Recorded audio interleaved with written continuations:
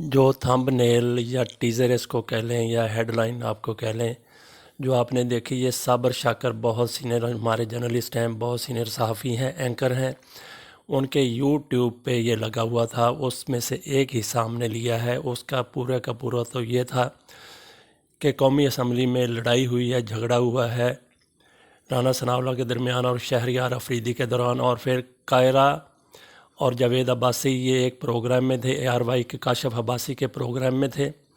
یہ پروگرام میں نے بھی وہ حصہ دیکھا ہے۔ اس میں وہ جھگڑ بوٹ لے آئے واڈا، انہوں نے بوٹ دکھایا، انہوں نے کہا جی کہ یہ بوٹ پالش کر کے، یہ انہوں نے بوٹ پالش کیے ہیں، انہوں نے بوٹ چاٹے ہیں، بوٹ کو انہوں نے چمکایا ہے نون لیگ اور پیپلز پارٹی نے۔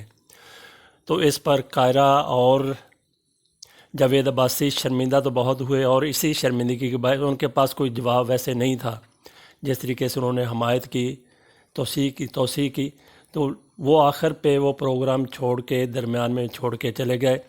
تو کچھ لوگوں کو اب جمہوریت خطرے میں پڑتی نظر آ رہی ہے، جیسا کہ صابر شاکر صاحب نے بھی اپنے ٹیزر میں لکھا، اور آگے جا کے پھر انہوں نے جو بات کی وہ بھی اسی حوالے سے کی کہ جمہوریت کو خطرہ لاحق ہو سکتا ہے۔ جس طریقے سے کارروائی سلسلہ چل رہا ہے، جو کارروائیاں ہو رہی ہیں، جس طریقے سے ایک دوسرے کے اوپر الزامات لگائے جا رہے ہیں، میرا نہیں خیال کہ جمہوریت کو کوئی خطرہ ہو۔ جمہوریت کوئی دوشیزہ نہیں ہے جس کو کوئی ورغلا کے لے جائے، جس کو کوئی انگیخت، جس کو کوئی برافروختہ کر دے، یا جس کو کوئی یرغمال بنا لے۔